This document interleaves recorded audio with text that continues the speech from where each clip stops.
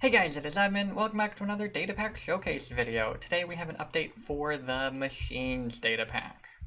Now, you might not have already seen the machines added by the Machines Datapack. If you have not, there is an iCard in the top right to a playlist with all of the other videos in the series. But the basic idea, like a lot of my other packs, is to, augment the survival experience while trying to fit in with the actual survival balance. So in this case, we add new machines that can interact with blocks that are placed into the world, but it requires a decent amount of redstone to actually automate them. And the new machine added in this update is no exception. But real quick, we actually are in the process of updating all of our data packs to 1.16.1. There are 35 of them to do. If you have not yet seen our other data packs, here's a link in the iCard to a playlist with literally all 50 of the data pack videos so far. That being said, I'm obviously putting a lot of work into this, but I'm also adding something pretty cool. If you hit L to bring up the advancements page, we now have a WASD data packs page, and this will show you which data packs are installed. So in this case, it shows the machines pack is installed. But if I had other ones, they would also show up in this list. But enough of that, let's jump into the actual data pack showcase. So to get started, we're going to need a custom crafter that's made with a dropper facing upwards and a crafting table thrown on top. At some point, this might be changed to a machine crafting table, so if you're watching this maybe like a month from now, make sure to check our website to make sure that this is the correct crafter to use, or whether you should use a newer one. That being said, here is the actual recipe for it. So for the Saturator, we need 3 water bottles, 3 iron ingots, and 3 iron trapdoors. We get a Saturator. Sometimes they won't necessarily stack up, but if you drop them both on the ground and pick them up, they will generally. Alright, so how do we use the Saturator? Well, we need to place it on a cauldron. So if we place a cauldron in the world and shift right click on top of it, the Saturator will be placed into the world.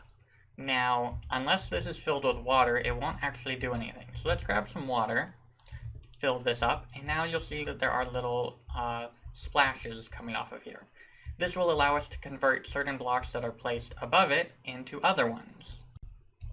If you type /reload, you can bring up the settings of the pack and toggle the individual settings. Here are all the blocks that can be turned into other blocks. So we have sand, cobblestone, stone bricks, snow, dirt, coarse dirt, and gravel. So let's check those out. Okay, to get started, let's look at sand. This is probably the most useful one. You can convert sand, and by placing it on top, extra particles will appear, and it will get turned into clay. So normally clay is not renewable, but this makes it so it is. Though, I mean, I guess you can trade clay with villagers, but that's really boring and painful, and a terrible game mechanic in my opinion. Alright, then we have cobblestone. This can be turned into mossy cobblestone.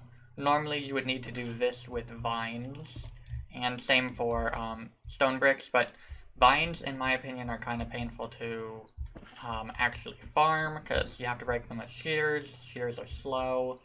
And overall, this is kind of a painful block, and you cannot fully automate it because you still have to craft it. So this allows full automation of mossy cobblestone and mossy stone bricks.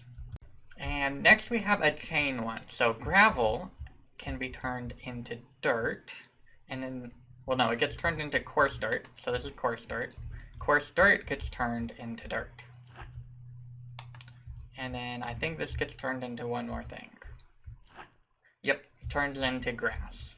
So this chain might be useful, especially if you use our crusher to get gravel. This allows for dirt to be automated. And finally, snow can be turned into ice. Snow is definitely easier to automate than ice, so I figured this could just be an alternative way to make an ice farm. Not particularly useful, but maybe it could be useful for some of you. So anyway, that is pretty much all there is for this video. If you did like it, make sure to leave a like on the video, and I'll see you guys all in the next one. So, thanks for watching.